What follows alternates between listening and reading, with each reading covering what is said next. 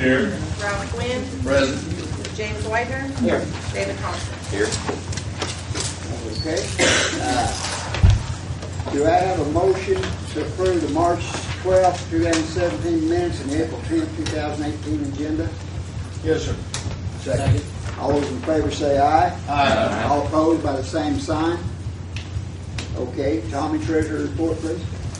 Beginning balance as of March 1st, 2018 for County General was $2,235,343.31. Revenues for the month were $568,943.15. Disbursements for the month were $1,024,527.11, resulting in a balance on March 31st, 2018 for County General of $1,779,759.35. Beginning balance as of March 1st, 2018 for County Roads was $1,782,888.91. Revenues for the month were $179,915.54.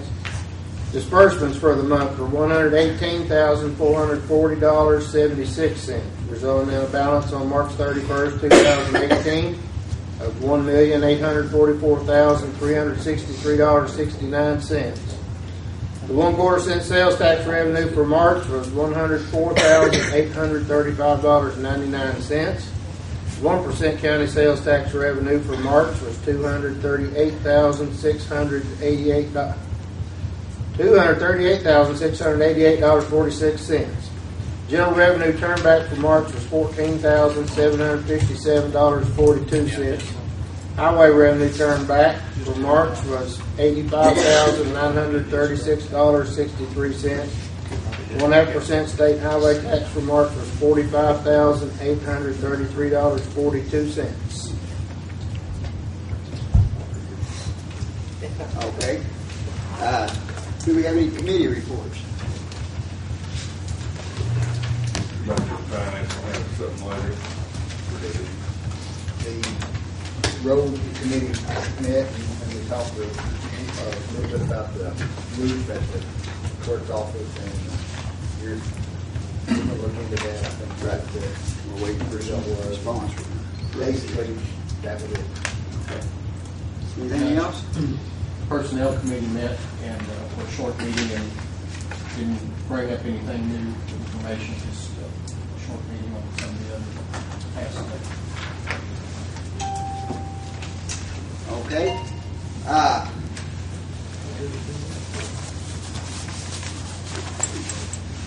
We're going to change the agenda just a little bit. We're going to do our announcements and presentations first. Instead of at the end, we used to do it like this. It gives these people a chance to talk and visit and say what they want to say, and then if they want to leave, you don't want to carry on with the regular business, they can, or they're welcome to stay and listen. But first on our announcement presentation is the leadership of Ignite, your prevention coalition. The conference they attended in Washington, D.C. Chrissy Larche, I'm sorry. My name is Chrissy Larche, and I am the Youth Program Coordinator for Drug-Free Communities with NAPI, and we work with the college at the Duran Center. And my job is in prevention to get youth prevention coalitions in all the schools in Boone County. Well, we've started out pretty strong here. This coalition started 2 years ago at the Harrison High School. These guys call themselves Ignite. They came up with their own name for their coalition. They came up with their mission statement, their vision statement, way faster than the adult group could for the community coalition. I mean, these guys are like on top of things. They've been really active in doing projects. I have an accomplishment book here with their latest project on the top and some of the things they've done just over the 2 years. While they're speaking, they've got a few things they want to tell you. I'll pass this around and you guys can look through that. But one of the things that this Drug-Free Communities grant does is that we empower young people to be able to do positive things in their schools and their community. And so part of the education that we provide too is I've taken a group of kids to Washington, D.C. the last 2 years, and it's a week-long conference. It's a Youth Leadership Forum in Washington, D.C., where they meet with all other youths across the United States. It's called the CADCA Committee, and CADCA is nationally known, and even there's even CADCA overseas. So these young people got to meet with all kinds of kids from across the United States and pull together some things to see what they could do in their community. But I'm going to turn it over to the Ignite kids because this is about them. Thank you. Hi, I'm Brianna Setchfield, and I'm a freshman at the Harrison High School. I am the treasurer of Ignite. I was one of the people that went to Washington, D.C., and I went to one of the classes called Tobacco Prevention 101. In Tobacco Prevention 101, I learned about the history of tobacco. I also learned that 13 types of cancer can affect all of the organs in your body. I also learned that in 1970, most Americans, about 70%, smoked. Smoking can cause lung cancer. The military played a key role and sent out cigarettes to make essential at home.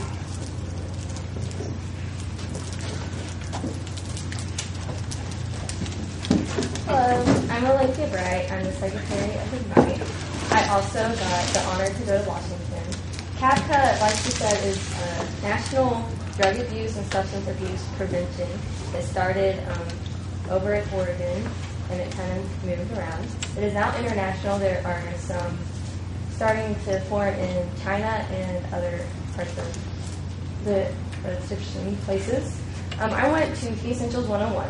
It taught us how to create a successful youth coalition, which meant we needed to be more involved with our communities, our counties, and even our state.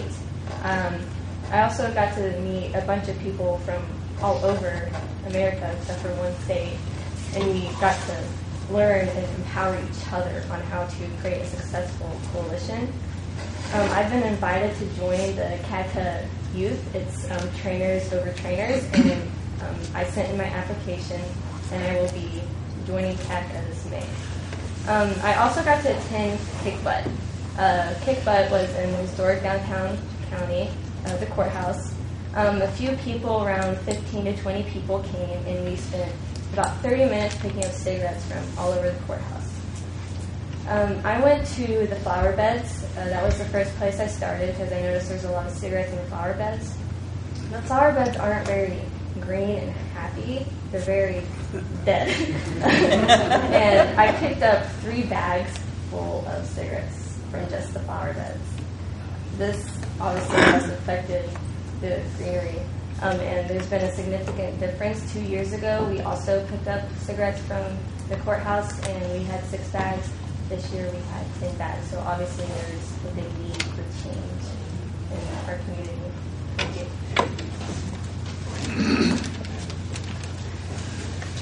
My name is Tyler Madison, and I go to Harrison High School. I'm in 9th grade, but I did not go to Washington, D.C. But I'm going to talk about Kick Butt. But first of all, I want to thank Judge Hathaway for reading the proclamation at Kick Butts. On March 21st, we participated in National Kick Butt Day. 12 to 15 people went to the square and picked up cigarette butts to create a county policy to prevent smoking on the square, reinforced with signs. We want the square healthier for town functions. We want environmentally cleaner air, and we want it safe for kids. The courthouse block is historical, and it deserves better. But the problem hasn't gotten better. It's gotten worse. The amount of cigarette butts has doubled. Even though inmates and other volunteers have picked up cigarette butts every week, people should have more respect for the community, and they should walk across the street to smoke. As elected officials, we understand you have many duties. But will you help us, will you guide us in changing the county policy to make the square drug-free?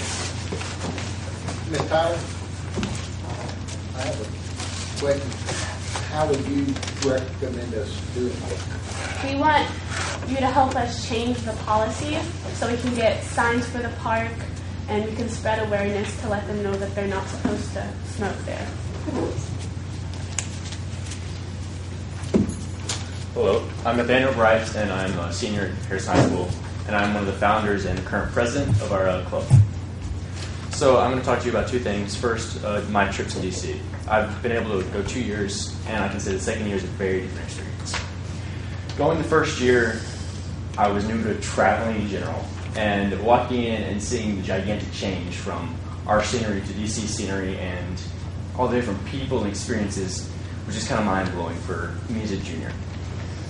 Being able to attend this year, I was able to focus more on the conference and what we really have to learn there. And I can say that in our nation, we do a lot of work for the stuff, and there's a lot of work that needs to be done as well.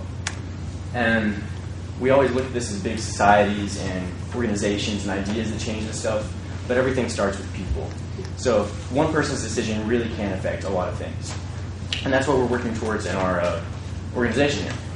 So to follow on that, I'm going to, again, talk about what she talked about and getting this county policy put in place for this change on this square block. So that even if somebody has the desire to smoke, they're able to walk across the street, and it's not that much of a problem. But it changes our whole outlook of the square, because if you're new to town or if you're looking for something new in town, it's the park. And we have worked and changed the policies in the park and put up signs. We didn't change the policies, enforce the policies, to put up signs within the park. And now we would like to change the second area you would go to, which is the square, and it is very near. Likewise, there's a lot of events and things that take place on the square where there would be plenty of children and families present. So by enforcing one area, which has these people, but not enforcing the other, it kind of loses its value. So our question for you guys is there anything we can do or you can help us do to guide to change this county policy, put signs, and enforce this idea? Are you talking about tobacco-free, including snuff and all that, or smoking, or Yes. tobacco-free? Tobacco-free. Thank you, guys. If you have any questions, I'd be happy to answer. How do you finance your trip to DC? We have a grant, and then this year one of our members that was actually able to go to community and find funds, which is, do we know about how much that was? $2,000. $2,000 in about a month. How do y'all travel up there? By plane. Is that a federal grant or a state grant? It's a federal grant. I'm sorry. It's a federal grant. It's Drug-Free Communities federal grant. And it is, we received that grant. It'll be 3 years in October. We'll actually be starting our 4th year on this grant.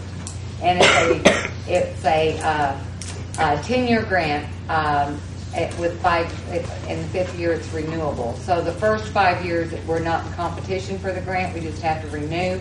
5 years it is in competition for another 5 years. So it's a potentially 10-year grant to promote drug-free community, drug-free schools, and we try to formulate coalitions to be sustainable when the grant is no longer there so that the community can continue to thrive and they have the tools and the know-how and the training to continue carrying out the mission of being drug-free, tobacco-free, and having a healthy community. Well, I know Dr. Dan Hawkins, and he was also with him some on the grants that he obtained and on the education of youth about smoking and about smoking cessation programs that he had. And he did a lot of good for the community, and I'm glad to see that he did that. Was that through this same Dr. Hawkins Center? Well, NAPI is a part of that, and we work for NAPI. So NAPI has these grants under them, and that's who we work for. And the coalition has applied for this grant for a couple of years because this started out as back in the day, it was the Meth Coalition, and then it became the Substance Abuse Coalition for the community. Okay.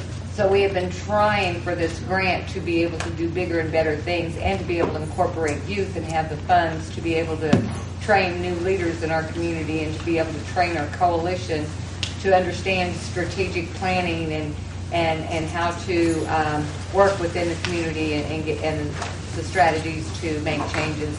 If you can leave us a name and numbers of contact, we may want you to come back to a committee meeting where we can discuss it further, and that's where we really get into what we're planning on doing for the whole forum. At one time, I was part of the tobacco settlement.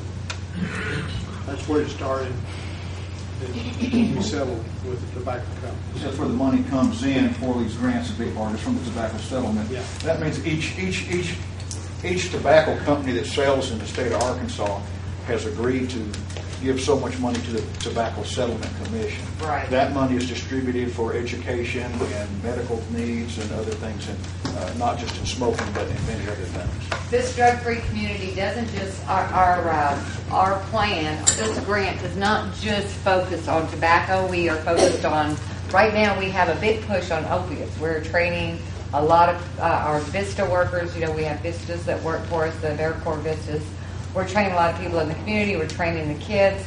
I do 2 classes at the middle school a month to help educate people on opioids. So we do prescription, our focus in substance abuse is prescription drugs, marijuana, tobacco, and underage drinking. So those are our focuses for the coalition, and that's what our grant covers under that. Prescription drugs? Prescription drugs. Okay, so do you cover any education on the use of methamphetamine or heroin? Yes, I guess I do. Because now that opiates are being shut down everywhere, that Mexico has already figured that out, and we've got pounds of heroin hitting the streets of the United States, including Harrison, Arkansas. Exactly right. And I do training on that, and we do go to a lot of trainings ourselves, and we are staying up on that just as much as we can. And we have had a couple workshops at the Duran Center where we've invited the DEA to come in and the police department to help educate, teach us about Narcan and how to treat overdose and how to recognize overdose and what we're dealing with. I'm also a licensed substance abuse counselor, so I do treatment at night and prevention during the day because I counsel at night. So I have a lot of background training, plus I stay up on my continuing education. But yes, those are the four areas that we are really focused on. And we've got our youth here today that we're training to. They have gone to latency trainings to where they're learning strategic planning and how to do the framework and how to recognize needs in the community and how to tackle them. Well, I met with Attorney General Rutledge, and I asked her not only to increase the funding on education, but to also increase the funding for the Drug Task Force. Yes. Because they're very limited with the amount of manpower they have. They've been reduced in many past years. Yes. And I was hoping to increase that because of the amount of illicit drugs that are still coming across the border. Yes. Thank yes. you. Thank you. Thank you. Now, this opioid class action that Arkansas is joining in, I think all 75 counties are in. And this is part of the thing that is supposed to help, to help fund. Any funds that are derived from that would be help treatment, prevention, all those kind of things too. So that's supposed to eventually come back around and maybe help this whole funding thing. Okay. How big is your group, young man, that you have? How many participants? Is that just yours? Yeah. We have about 18 in Harrison, and then we have other coalitions around the county. We're trying to get coalitions in all this is a Boone County project, and this is a drug-free community. It's all Boone County. So my job is to put youth prevention coalitions in all the schools in Boone County. So that's what we're working towards. I would be willing to sponsor an ordinance if you would write it up to prevent smoking on the courthouse. Great. I'm Patrick Connor. I'm tobacco education coordinator. I'd like that. This is what that's what Harrison had implemented for their tobacco-free parks. They use similar language without having to reinvent the wheel. Now I've got to get my glasses out. Any more questions? No, be careful what you ask for. We're on top of it. All right. Let's move on. And thank you very much for coming. Thank you for having us. Thank you. And I appreciate you coming on.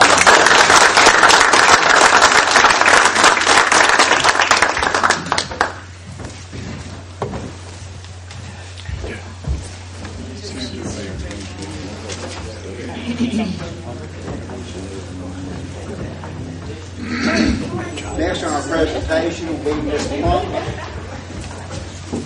works for the prosecutor attorney's office. Hey, hey.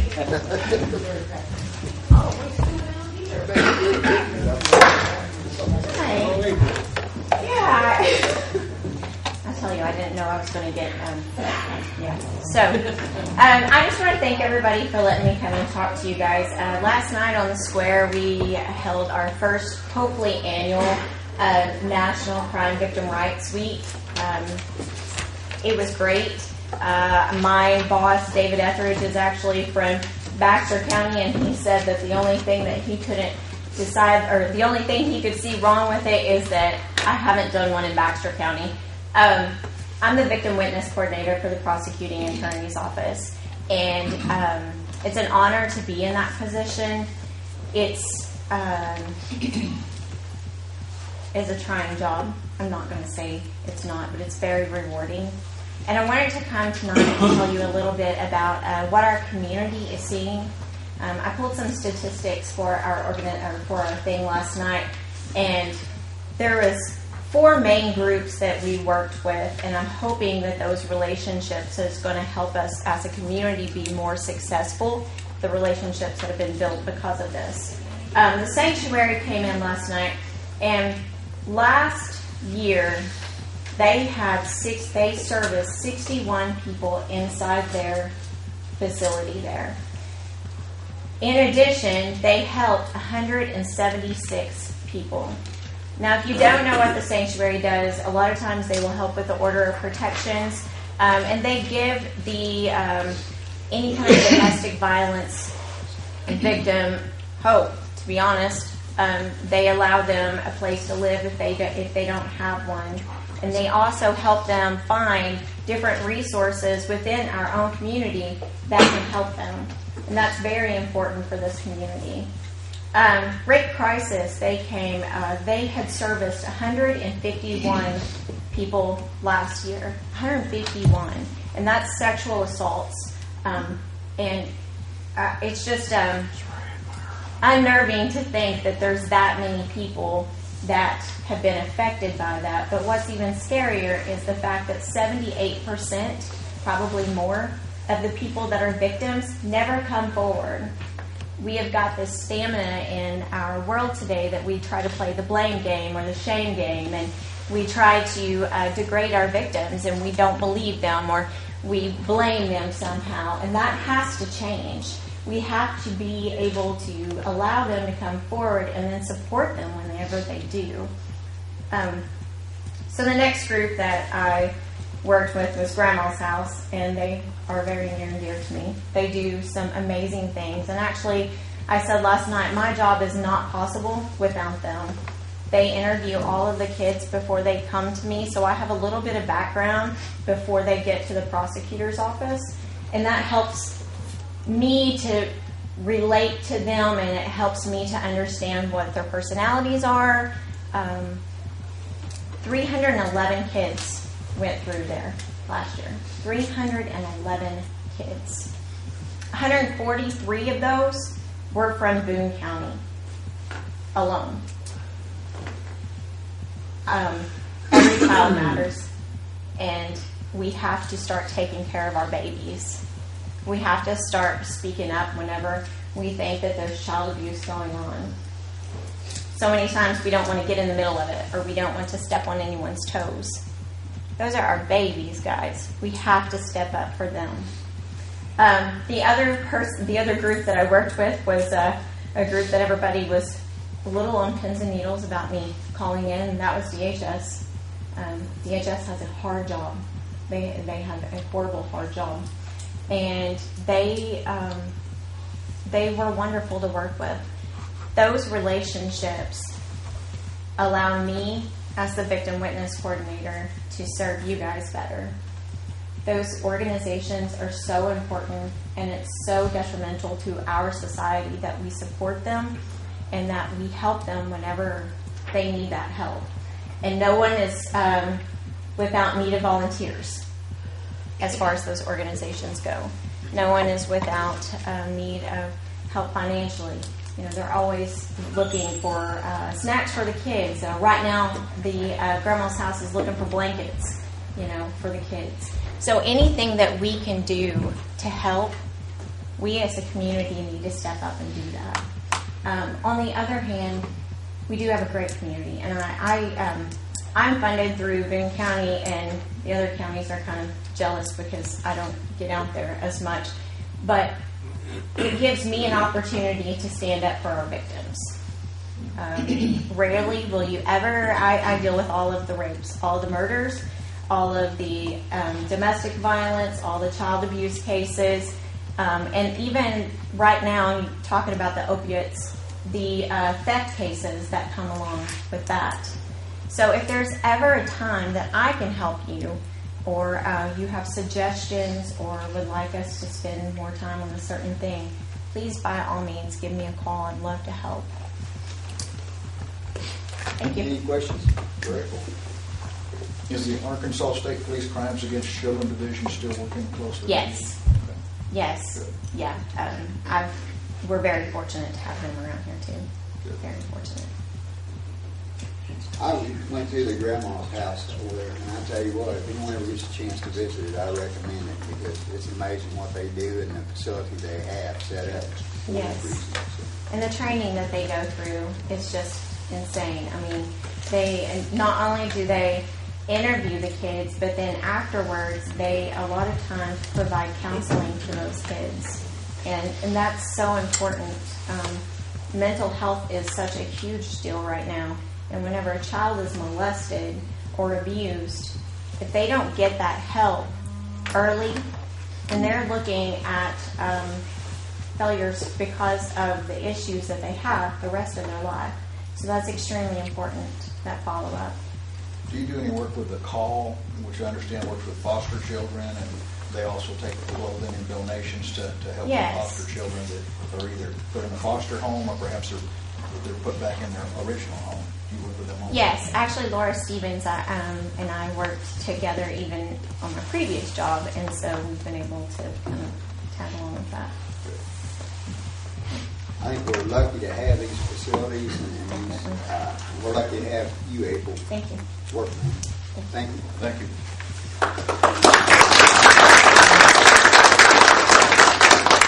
Okay, next on the presentations is a Miss Angela Olson.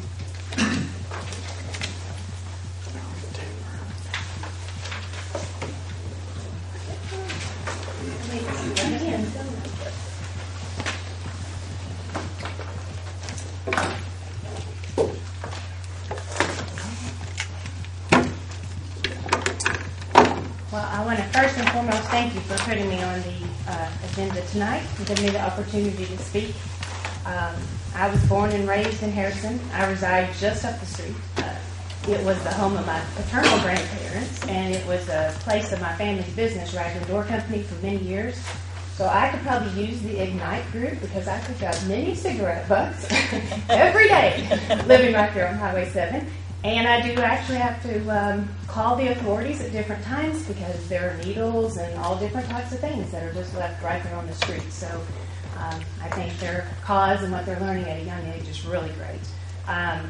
My paternal grandparents, whom Bobby knows very well, Ray and Bernice Crawford, are lifelong members as well. And my step-grandparents were Buster and Bama Watts, and they were lifelong residents as well.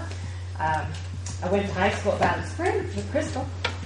We worked a dog patch together, actually, so that kind of dates us a little bit.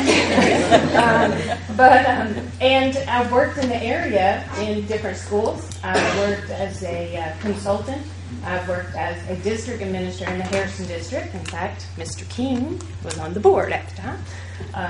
And I currently teach at North Arkansas College. So I just kind of wanted to let you know that I'm human, and I have a vested interest in the community, and that's why, it's my home.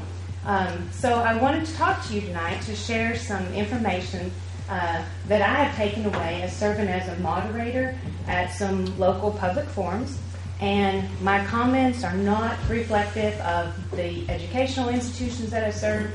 I'm not a member of any group.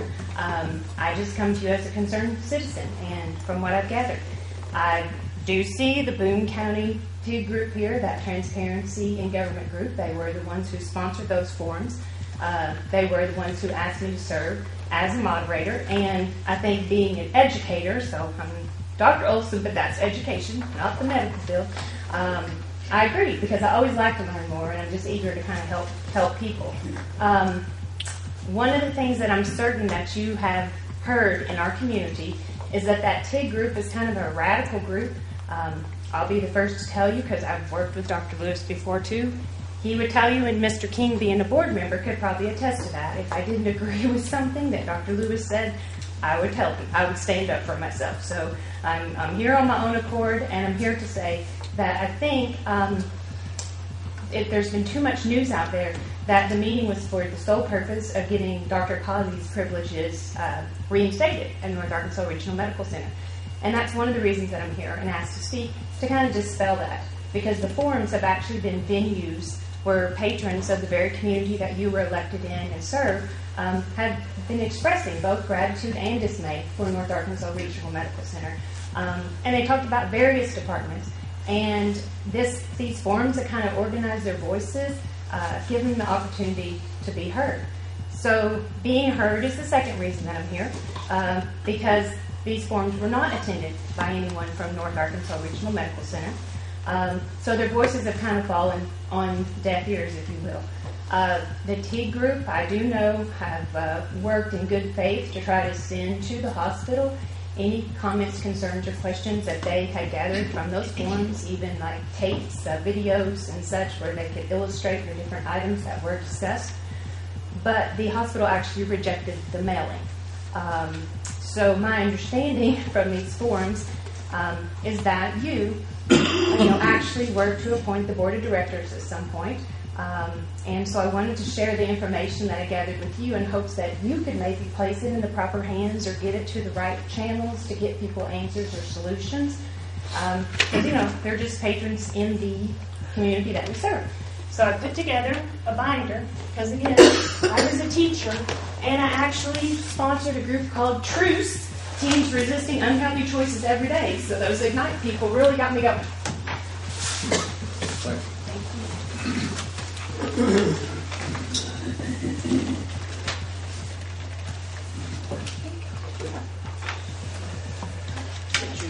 I got it. Sorry. You want to sit down? Thank you. Thank you.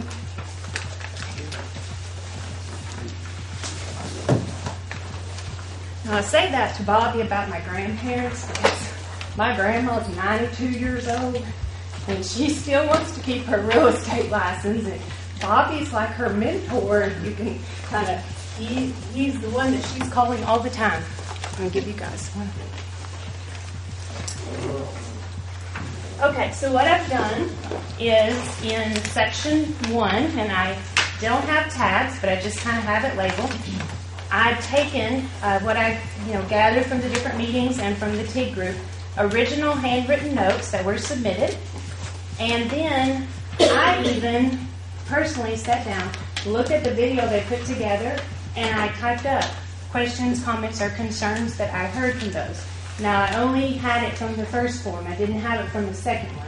So that means there's a lot more questions out there. And to tell you the truth, to talk about news, because it was printed in the newspaper today that I was talking, I had people I do not know call me, email me, and knock on my door saying, "Can you add my question?" And I was like, no, I am not, this is not the time or the place for that. So I directed them to future things. But the first two you can see are, I wanted you to see actual handwritten. There are a couple that didn't copy very well, so I wanted to read those to you. There are about 5 pages of handwritten, but one of the last handwritten ones didn't come out very clear. It's like the 5th page, and I wanted to just read that to you, what it said in the middle. It's like you'll just see a blank. Like the top part, and it doesn't have blue because I wrote on mine, but it's like the 5th one of the handwritten pages. Mr. Michelle has it. You got it. So the top part said, if the hospital is a private organization not owned by the county, who owns it?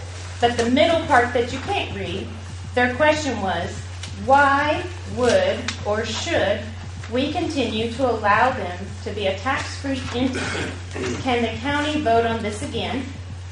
And then the top one on the other side was, why does a flu A and B swab cost $744 collected at NARMC lab when Washington Regional Medical is quoted as only charging $50?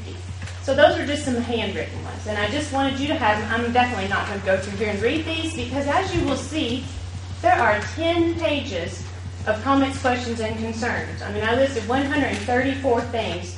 So it took me a while watching the video because I had my own notes because I was the moderator and listened, but I really wanted to try to put down what people have said. And one was to kind of dispel that it's really not about like one person or one doctor. People came with, a lot of different comments. Some, are concerning and some were positive. But that's how Section 1 was put together. And then in Section 2 of the binder, I have placed agendas and copies of some different handouts that I received or that the public could have received if they were there. Again, that will kind of dispel that it was by departments, not primarily focused on Dr. Causey. But the first meeting, Mike Bishop, myself, and Dr. Lewis were the moderators. Then there's like a second, just an advertisement for the second one. The second one was on March 22nd, and Mark Fowler and Mr. Pinson, who's actually here tonight too, and myself were the moderators for that one. And that just shows you what we would do was call a department and ask if anyone has comments, questions, or concerns, be it positive or negative that they wanted to say. And then they also had, at that meeting, they had like little boxes where they could put the cards if they didn't feel comfortable talking. Or there's even like this page, kind of right after your agendas. And that's where people have the opportunity to say, maybe you could just send me the next one or tell me where I could send something because they didn't feel comfortable leaving something there. After that page, though, I have placed some things in your folder, and this is still all in Section 2. And these are some handouts that were there. This one is on North Arkansas Regional Medical Center letterhead. It is dated 12/6/11. And the reason I placed it there is, again, because people were receiving it that night. But it may be something that you weren't aware of, and it definitely was something that the general public was just clueless about that had occurred. So I just wanted you to have that for your information. I'm not going to read it to you. The page after that was a newspaper article, though, because that very letter is what was mentioned with the Causey thing that we saw in our newspaper this year. The memo after that, page numbers would help, huh? Washington Regional. I thought this was ironic. I gathered it at one of the forums. May 7th to 13th, Washington Regional responded to our hospital, which I'm not a medical person, so I don't know if that's normal protocol, but basically said that they thought undue pressure had kind of been placed on our doctors by that letter, and that was potentially could lead to problems. So I placed that since I obtained that. It's like 3 pages long. Okay. And then I placed, it was like a news release that the hospital sent out in February. And this kind of gets into my next topic because in the release they kind of allude to the fact that they're aware of a public forum. But also, and I absolutely agree, they, that says here they should be able to handle things that deal with personnel.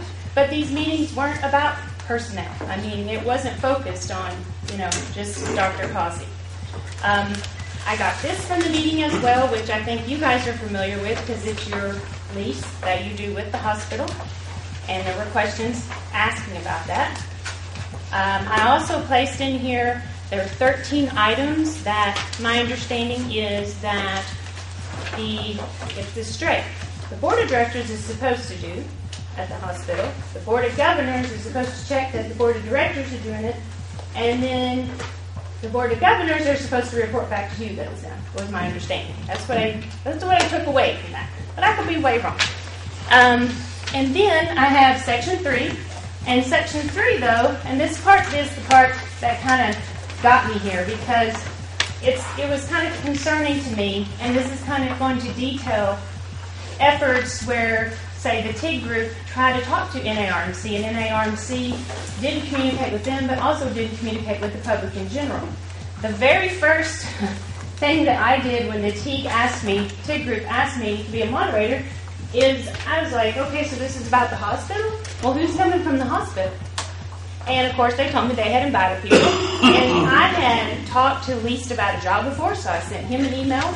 And then what happened in my little logical, detailed mind is I thought, well, heck, I should just call the PR lady and tell her about it, because that only makes sense to me. So I called her, and she said, I didn't know that I was invited. And I said, well, it's a public forum. And she said, well, some of the administrators have been invited, but I didn't know I could go. And I said, well, yeah, you can go. In fact, that's why I'm calling you, because it would make more sense that there's people there to answer questions. So that first page are the emails that I sent to Mr. Lease and to the PR person, who is Martha Hendricks. The second page is the email I sent the day of the forum, because I had a KY3 person basically let me know that the hospital had made me out to be a liar and said they'd never heard of me and never talked to me and were never invited to a meeting. So I sent them a nice email saying, I wasn't a member of any group. I, in good faith, told you, because I'm thinking, somebody should be there, and you're acting like I never did that. So there's a miscommunication.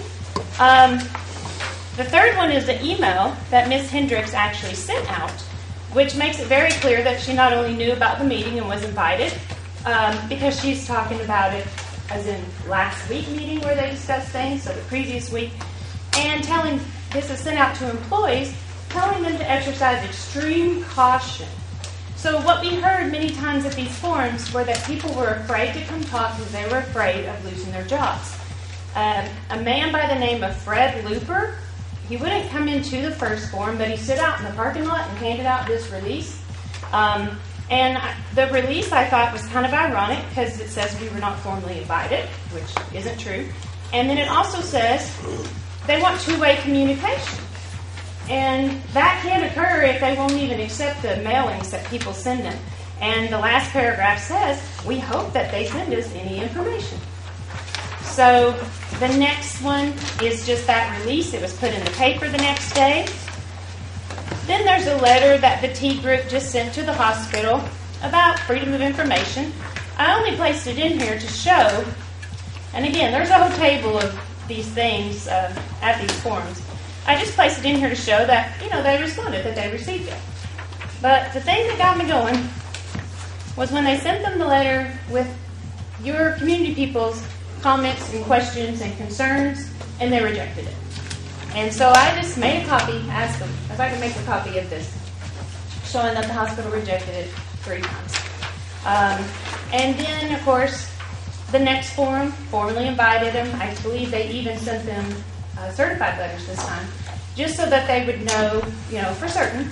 And this letter came from an attorney saying that no one would be present. Again, it kind of mentions like it's a personnel issue again. And I said, the concerning part of that is that no one actually came to a forum or accepted any of the comments to know what they were saying no to and not attending again.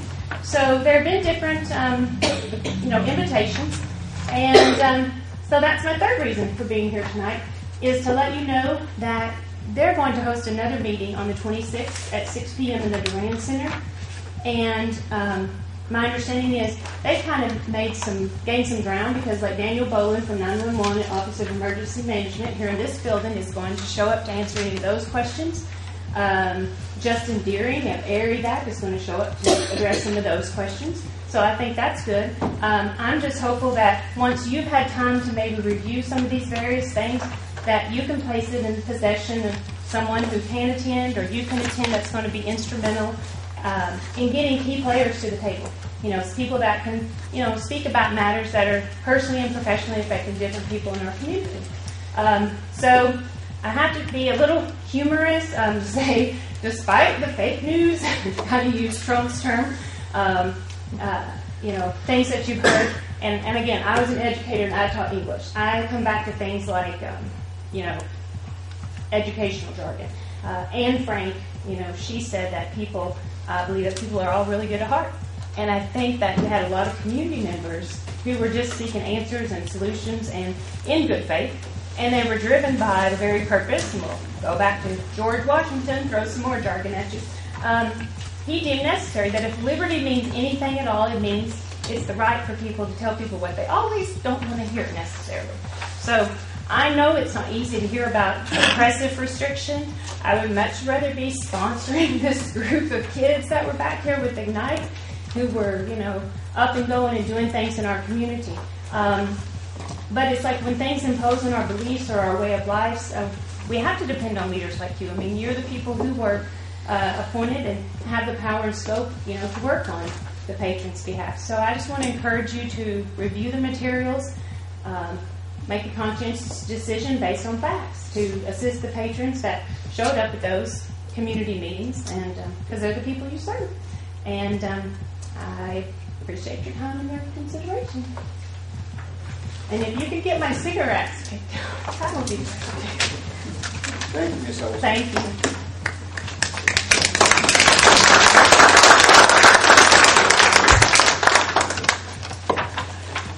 Okay. Is Miss Shirley in here? I don't know. Where's your- Oh, okay. I have your copy too that we sent you. All right. Let's move on to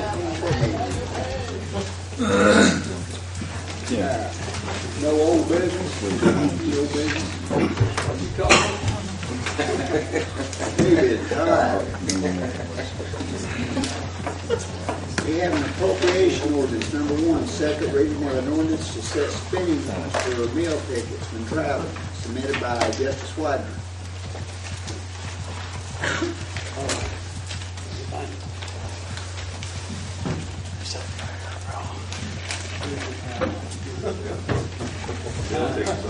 I've got a paper right here.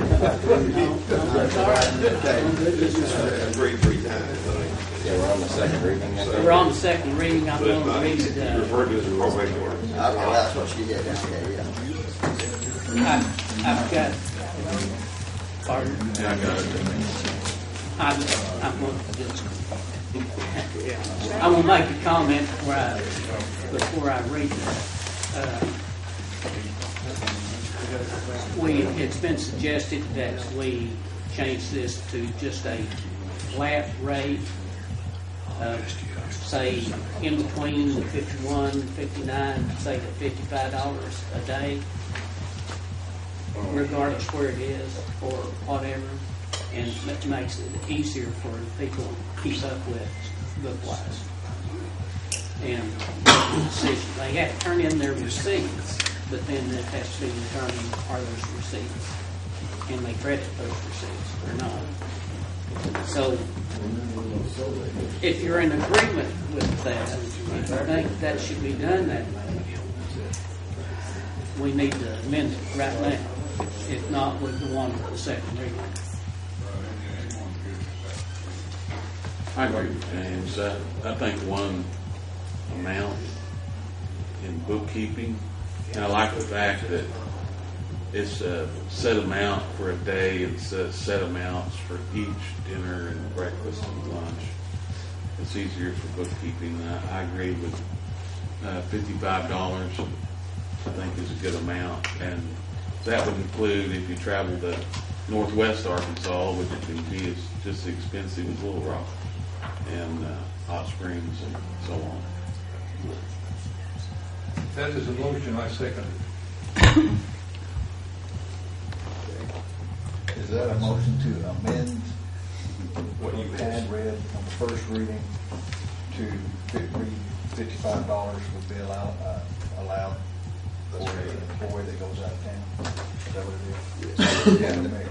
And the same 75% on the travel days and stuff like that would still apply. No, I don't think that's what he was asking for. I believe, because I talked to a supervisor that asked for it just to be the flat fee regardless as to whether it's the first day or the last. Is that what you understand, Mr. White? That's what I want. That's what he's saying. It's up to $55 per day.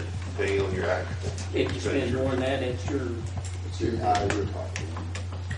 But they have to turn in Receipts. receipts. Right. And if they don't spend 55, they don't get 55. If they spend 35. So it's not an advance, if you will. And let me ask this question. Let's say a class or any kind of event, a county employee needs to attend Monday morning, 8 o'clock. So they travel down there Sunday, of course, to get a hotel and get up at 6 o'clock in the morning and get ready. Is their travel going to be reimbursed for that Sunday? I feel that it should be. And I thought that would be the 75%. Yeah. Tuesday night after 9 p.m. no, but any other time. Because we're not making Saturday, Sunday, Monday, or Tuesday. It's any day they're traveling. Why wouldn't we just want to follow the state guidelines? It's too much. Why? I think it's too much. That's my opinion. it's complicated to keep up with when you. And there are several different percentages that you figure.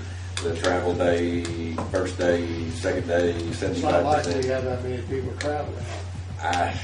And you know, I don't have any problem doing arithmetic and percentages, but you know. Well, the thing is, they have to have receipts. Yeah. And so, Well, and that's- and as far as you say it's going to save money, the difference between 55 and 59 is not, No, we're talking peanuts. yeah, it's not. I agree with Jim. Nothing standard about it. No. We're talking about time Time. for the employees that's doing the Well, yeah, calculating to. yeah, the person that is doing the bookwork to keep up with They all have this. receipts. They're not going to take any They more shouldn't be time. going to Little Rock if they don't know how to do It's not that. going to take any more time to do the receipts, just Widener. I'm arguing a new point. I understand. But if we're going to do $55, they're still going to have to. If they spend more than $55, it's going to be there.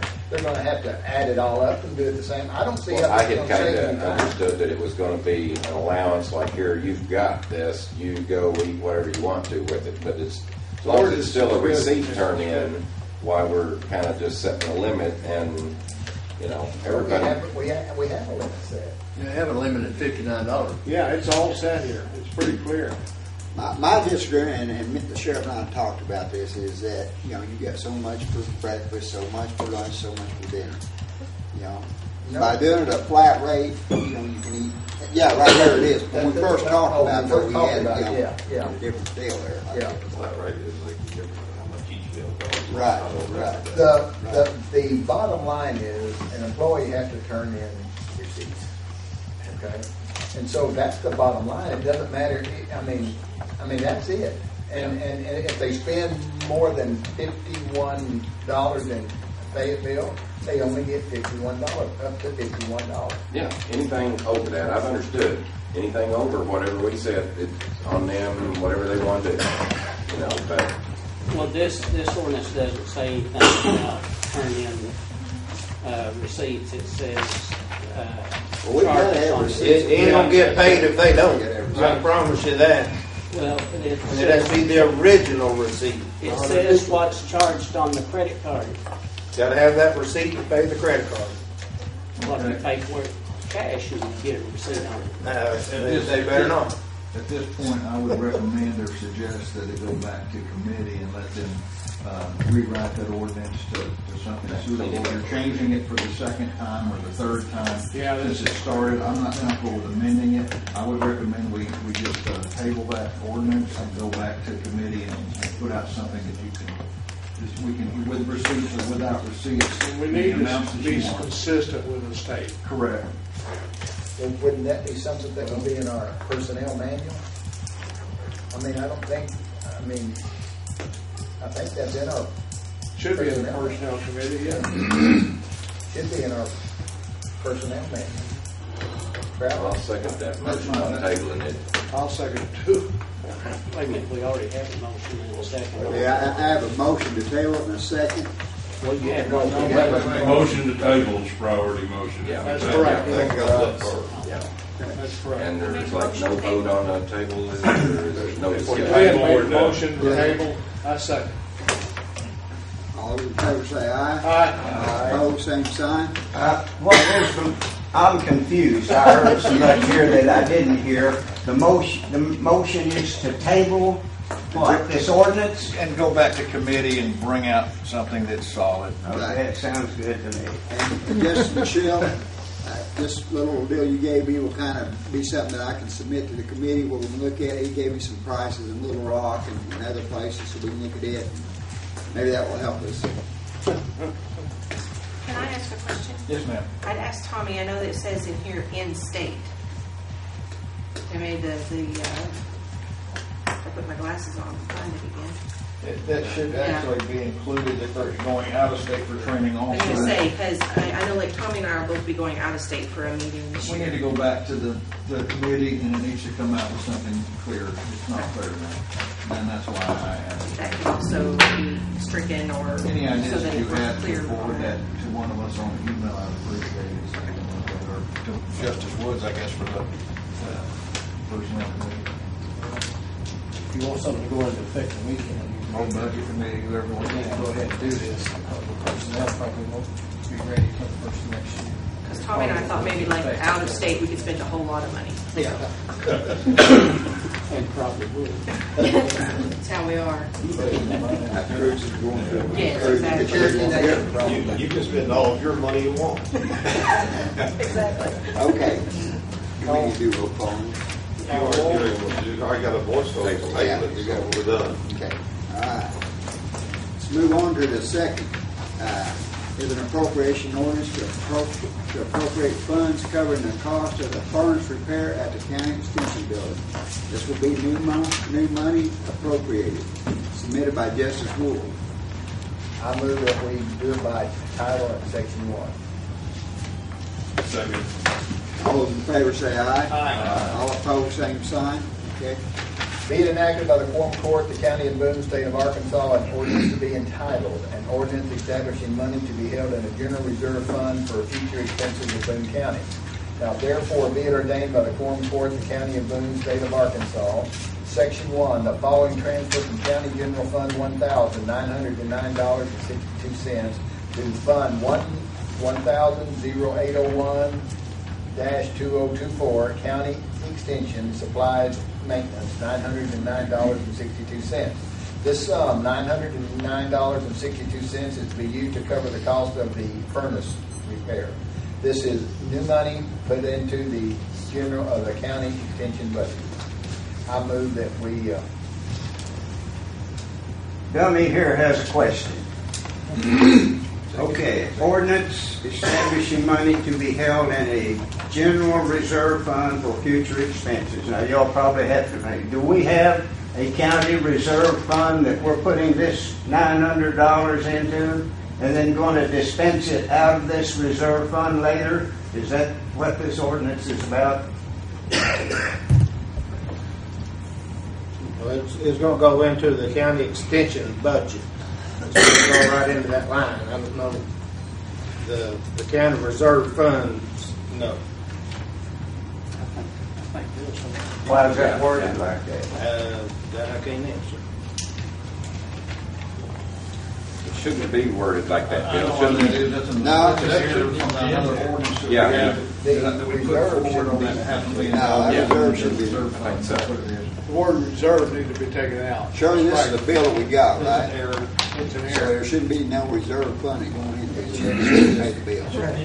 No, it shouldn't be in there. I would like to revise my motion to approve and delete the word reserve, because it should be in there, and give our Justice Michelle a pat on the back for catching it. I'll second that. All those in favor say aye. Aye. All opposed by the same sign. Okay. There's a motion to adopt it and then. Motion to adopt. As amended. Mr. Chairman, Yes. the longevity of planned obsolescence is very present in this. This is a 5-year-old furnace. They moved in there, everything was new. And here we are doing a furnace repair, almost $1,000. What is it that's being repaired? I mean, I know it's furnace, but what exact car, compressor, or is it heat You pump? can answer this better than I can. Yes, please. Okay. We have had trouble with this particular unit, and I think we've had, 3 visits within the 5-year period for this particular unit. And I think this actually started October of last year when they made the repair that y'all are discussing tonight. And they had to go back and do some research because I said it's still under warranty, so they were trying to figure out what was paid for by the warranty of the unit. And it ended basically in January of this year. That's when we were in the building 5 years, and that was the warranty on the unit. But the particular charges you're looking at are the labor and the items that were not covered by the warranty with the unit. So much for limited warranties, huh? Yep. Let's come back to that land obsolescence. How long is the working on the unit? 5 years. You already said that. That's all right. I'll take 5 minutes. All right. We don't have a second. Did we not have a second? Well, we had a Milo motion to adopt as amended. We need a second to that motion to adopt as amended. Second. Didn't you second? No. Oh, you I have a question.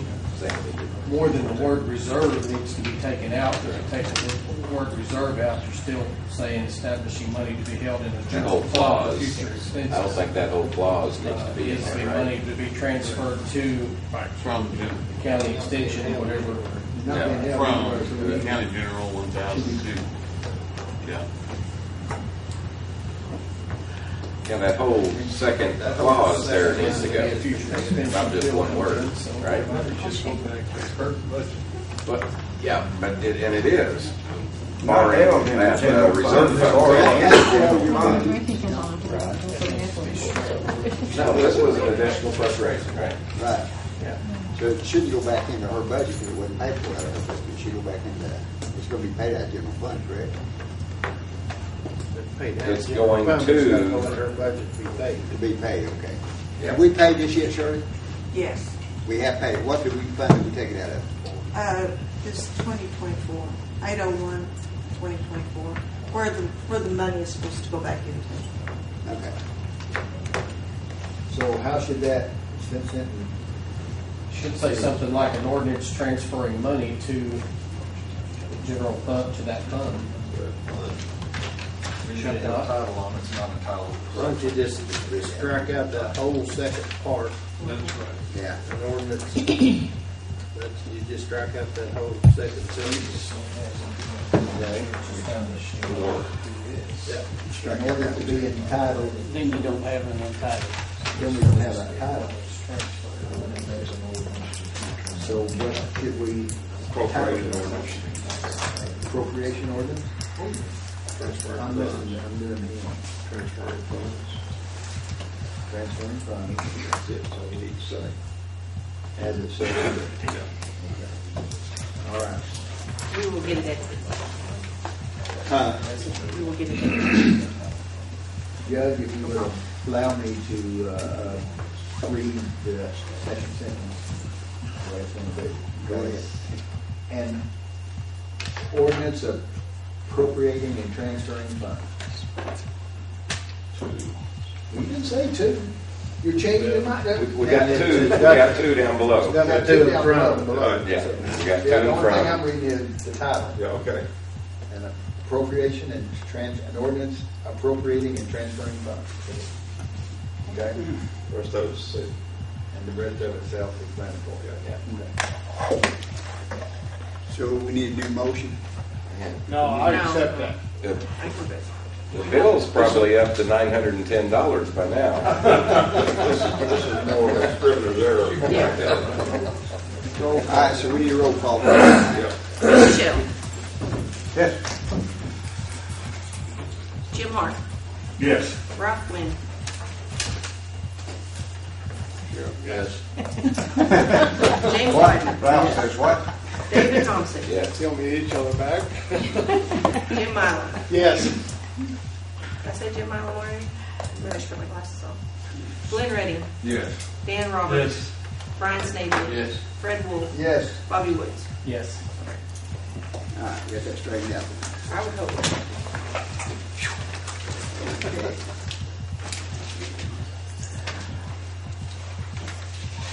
Wasn't that easy?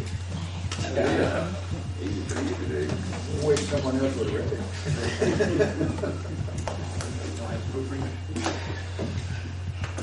Do we have any comments from the public?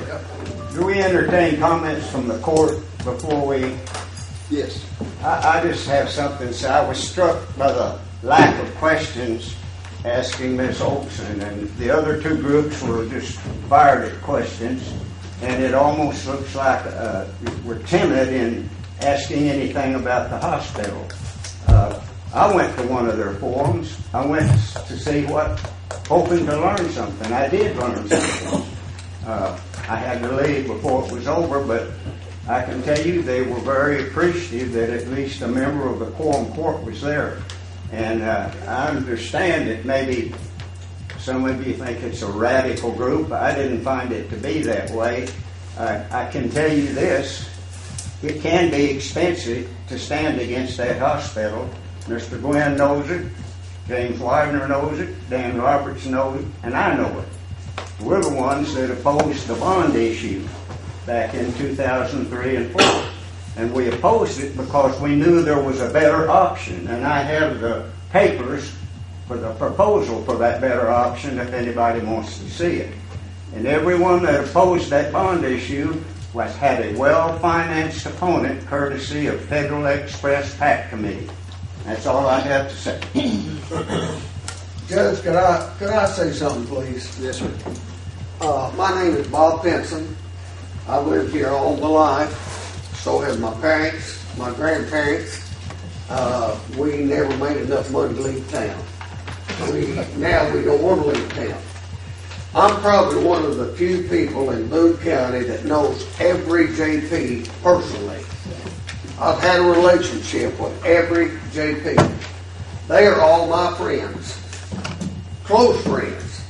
I either go to church with them, I've loaned them money, I know their wives, I know their family background, I know their kids, I know how these people think. These are a wonderful bunch of people. There's not a bad one in the bunch. Not a one. But what I want to say is that you folks don't know what's going on up there. You don't have no idea. I just want to add one thing to what Dr. Olson, her presentation. We've got a lady that worked for the hospital 31 and a half years. You all know her. Every one of you. Everybody on this court knows her. Her name is Carter now.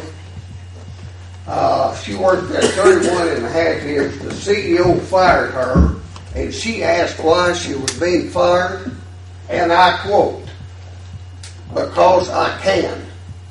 Arkansas is a work to right state." Now, is that the way we want our people treated? Do we want somebody to come in from California or Nevada, wherever CEO came from, and treat our people that way? Ralph, you don't think that way. Jim, you don't think that way. You and I was in the Kiwanis Club together for 20 some odd years. I know how you think. Widener, you're the same way. You don't think that way. I can't get you guys to come to these meetings. David, you don't think that way. You're a farm boy like me. We don't think that way. And Hart, let me tell you. I was hoping you'd stay on that side. I went to see some of these guys and invite them personally.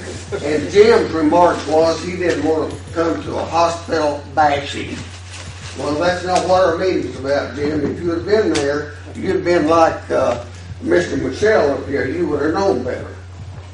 You guys need to get involved in this. I'm telling you what, this is my hospital. This is my newspaper, and we need to make some changes. Yes. We need to get some things done. Do you agree with that, Brian? I think it's definitely something it's concerning the public. I know that. I'm hearing it every day.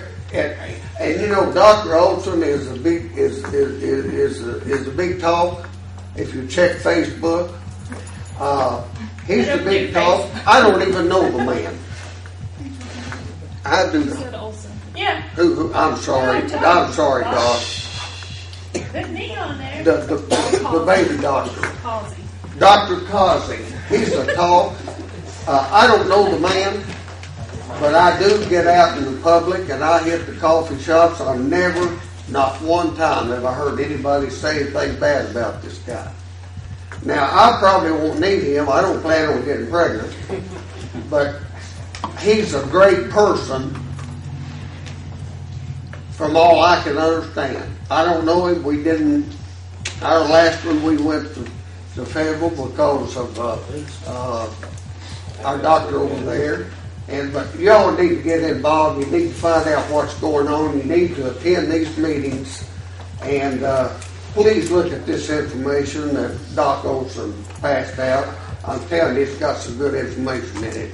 Thank you, Mr. Prince. I appreciate that. Thank If you. we can do anything to improve our hospital, I'd like to know. I'm here to improve it. I'm not here to downgrade anybody, but we do need to make some changes. That stuff don't roll uphill, you know. Thanks, sir. I want to make some corrections. Justice Snavely did attend one of the meetings, so I appreciate that. I know Bill Michelle attended one of the meetings. I want to correct the record because he's saying none of us were there or attended it. I also want to make a statement that we were invited, Fred and I, up to talk to Billy Ray Lewis and Bob Pinson and some others, and we attended that meeting. And there was probably half a dozen people there. And we did listen to what they had to say. They handed out some of the same material they've handed out today, and we did take that to heart. We also watched both of those meetings that they had, so we are aware of what's going on in the community. We do talk to people. You didn't come to the meeting, no. No, I didn't come to the meeting, You Bob. didn't. I learned. You I sat should. and watched the entire thing You both should. times, so I'm quite aware of how the meeting went and what was said and what wasn't. Well, can you come to the And next also one? with Facebook, I've been keeping up with it too, so I see the comments that are made on there on both sides. Good. You know, Fred and I tried to help when someone questioned Bibles being taken out of the hospital, and we were both ridiculed by some of the people that attend that meeting on a regular basis. And I didn't appreciate it, Bob, when I was trying to help, and we did. They said they have the Bibles put back in, and they were put back in. They sure were. So we were just trying to help the I community, think- but we got put down for I doing think that, Bob. Dr. Jackson's wife had a little to do with that, too. She had a little to do with talking about me and Fred after we tried to help them get Bibles put back in the hospital, just trying to help someone out. So I'm Okay, we're not getting anywhere with this. I think we should clarify that this is not a quorum court issue. No, it's This not. is an individual issue, and we should keep that in mind. We've got nothing to say about how they run it or what happens up there, only as an individual. Ms. Olson, did you have something to say? Thank goodness I do not have Facebook. That was just one of the reasons that I did come, because I hear so much about social media and what people are saying and bickering and stuff back and forth. And, you know, and I'm not going to call the name, but I mean, the newspaper came to the first forum and never wrote anything. They came to the second one, left before it began, and then put what they thought it was about in the paper. And I thought, that's just wrong. You know, it's like trying to send the wrong message. And I'm not going to get as heated as Justice Redding, because I don't know all the integral details. I just know that, you know, you have people in your community who have concerns. And I haven't seen the second video. I mean, I was there in person, but I don't have Facebook, and they haven't made the copy yet. But, you know, I mean, it's just kind of discerning that they're just good people who maybe don't know who to talk to, and there's simple questions. I mean, things as simple as, you know, if I can't get through to my doctor, and, you know, what do I need to do? You know, I mean, and those are easy things, I think, that can be answered. And I know I hear you say it's about bashing an individual. I mean, but if you look at some of those questions, I mean, some of them are specific to just patient needs. Some of them, and I don't know for a fact, I'm just saying, some of this is probably privileged information. Oh, yeah, and you can talk about a personnel issue. I mean, Right, I've worked right. in, education, and we can't, we go into executive session. I mean, so I wouldn't expect someone to show up at a public meeting and be ready to take on discussing something like that. But some of them are just simple as, procedures and processes and people wanting clarification. I'd like to correct Mr. Roberts. Once a year, this is a quorum court issue. In February this year, when we approved their directors by voice vote, we put 5 new directors on there, 3 of them doctors who have a vested interest, and I don't think you put a liquor distributor on the ABC board. So once a year, it is quorum court business, Ben. Mr. Chairman, have you been exposed to any latest happenings or information about this $18 tax fee? Oh, no. Not that again. No, I'm teasing. I know, but it affects landowners. I know. And my constituency is hacked off big time. Yeah. But I know that's prevalent. I was just teasing. I know, I'm not. Hey. I can see a big... no problem. Justice Glenn, the judge can answer, but I want to just let you know that we've attended every meeting that they have had.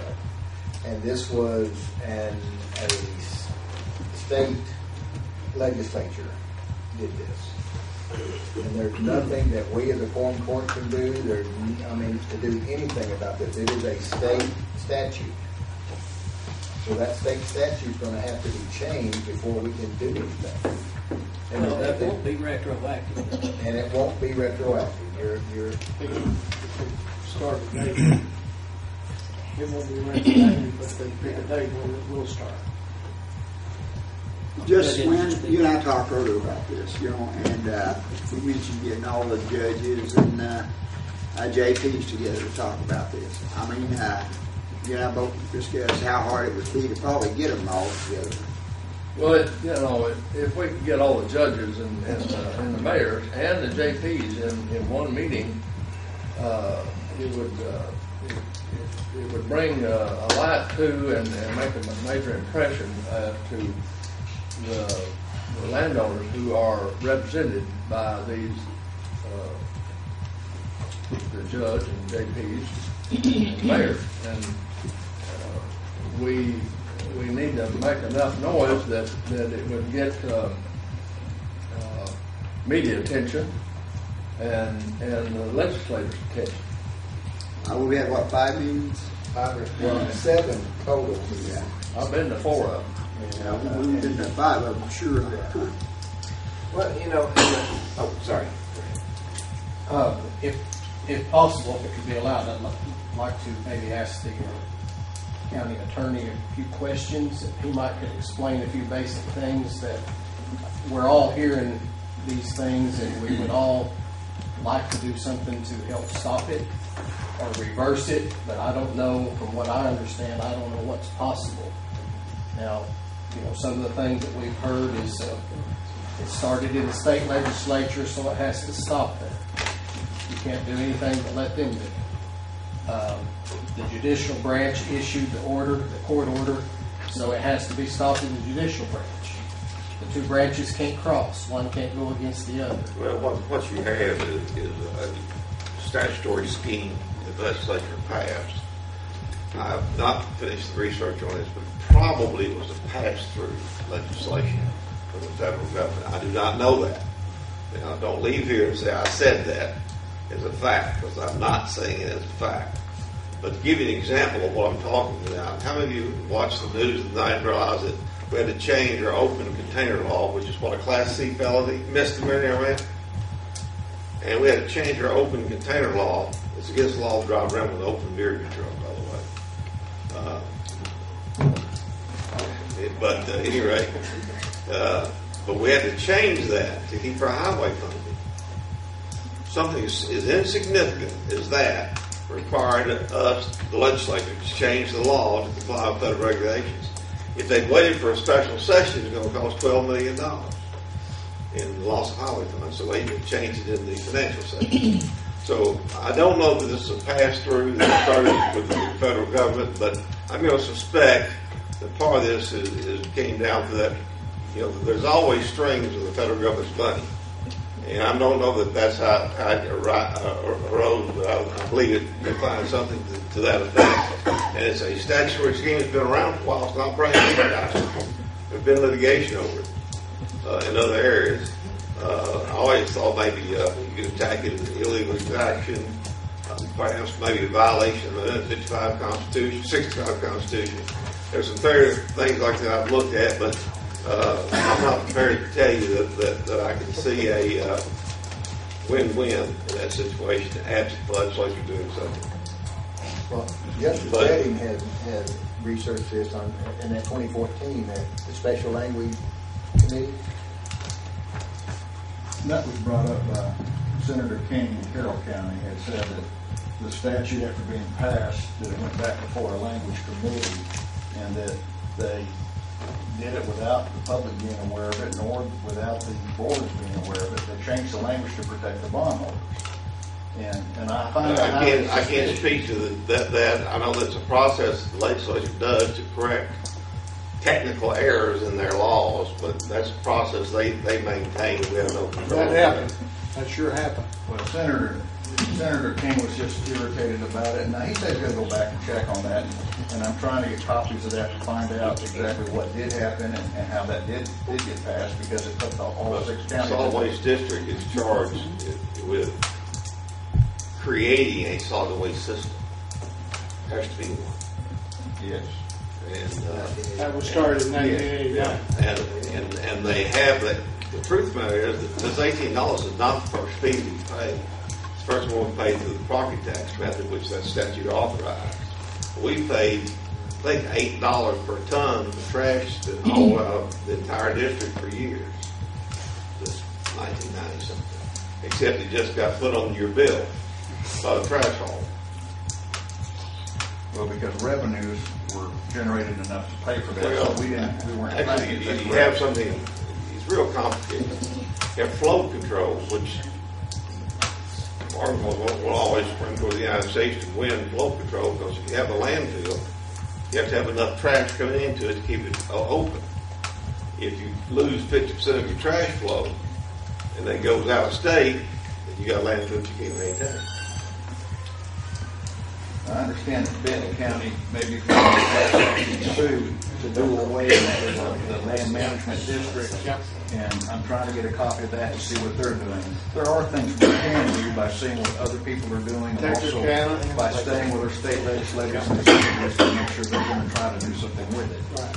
But I think that we, as a form of court, can look at the options. And another question. Is it possible for a county or a group of counties to file a lawsuit and stop the action? It's possible to file a lawsuit. You don't have to have counties, a group of counties. As a matter of fact, I'm not sure that, the county's part of the solid waste district, so I don't know how much race judicata. I've not been involved in this litigation. Would apply, but an individual can file an illegal exaction suit at any time they want to. Now, because you can file it, don't mean you win it. And we're not the first group to think about that. There are some illegal exaction suits that have been filed over this over this very statutory scheme. I've not had a chance to run all over the ground, but I've not seen it's been successful at this point. Well, we just hear all kinds of things, like one government entity can't sue another government entity, so the county's a government entity, the trash district's an entity. Well, there's some case law coming out with Pine Bluff sued and tried to, but it's got nothing to do with trash. It had to do with transitory housing. Thank you. And for parole leaves, and the court said they're immune, you can't sue. But citizens could sue, or a citizen could sue. A citizen or a group of citizens. Yeah. Questions can you be successful in that? One more question. I don't want to keep going too long, but the trash district board has an attorney that works for them. Yes. Does he represent only them, or does he have any responsibility to the citizens of the Presumably, district. he represents the board that hired him. That's correct. The John solid waste Bergkamp- district has a board, and John that Bergkamp board's who was he represents. It's his responsibility is strictly to the board then, and not to the Yes, citizens not of not the to district. the, well, responsibility is to the solid waste district as instructed by the board. That's correct. So if we could talk to the trash district and maybe change the attorney to someone that was interested in helping the citizens. I criticize the lawyer because I do not know that he didn't do everything he could do. And I wasn't there, and I didn't hear it, and I didn't see it. I did read a very interesting comment from the receiver that was enlightening, but I'll let y'all read that for yourself. It's not for me to comment on.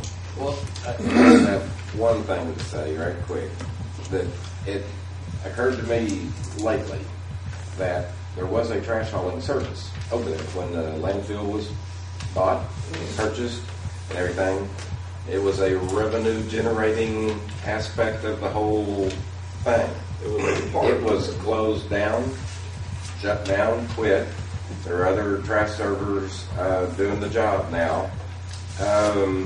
And I think it was about 2/3 of the money that it was valued at the time. I don't know what the value was. Well, and none of those numbers really matter other than about 2/3 of the $9-ish million was the trash service because of the revenue that it generated. Well, that to me seems like the way that it could have not cost us. Now, all of this is history. I understand. It could, don't help. Well, I know, but now somebody also asked the question, are we going to get the same accounting for this $18 going forward that we got for the $12 million of the... You'll get that from a receiver. The receiver's taken over and stepped into the shoes of the solid But we're going to get a thorough accounting of where this money all goes. Now, you asked me... I'm just wondering. We should. Are we that way, going but none of those people work for me. These are the kind of questions... He mentioned that, yes, he was going to give a thorough... But these are the kind of questions that make a difference going forward.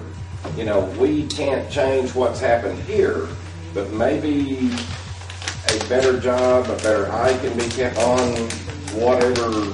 I don't know. suspect the receiver, if I've read the statutory scheme correctly, has to account to the judge, not only to the district, but to actually the circuit judge himself. Well, my point in this is that As well. roughly $5-6 million trash hauling service could have paid down this debt, and we wouldn't have the debt. I mean, it just like Questions are like, why did the district vote to shut things down and look at all their trash someplace else? Well, Tipping fees anyway. They got too high and then KEQ shut them down for not being... They had all kinds of money-making offers over there to capture methane and to hire an outfit to run it for them. I mean, they missed so many chances to manage kind of okay. And I know this is all history, but you know, if I managed like that, I would be history. The bottom line is that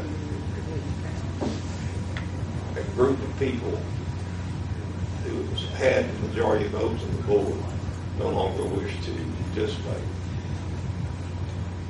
Hindsight. Right, wrong, or indifferent. I know. They were still on the board just because they didn't haul the trash out. It didn't mean they wasn't on the board. And see, and the landfill and the trash service not near all the solid waste. There's recycling. There's all this other stuff. But now we gave away. It's a key point, I think, that we gave away the money-making part of the whole thing. What did they think would happen then when you got no revenue? Kind of like when the whole ripped from the Titanic. They knew that water was going to run in. Doesn't change the fact. I'm going to stay here and play my fiddle. I'm going to sit on.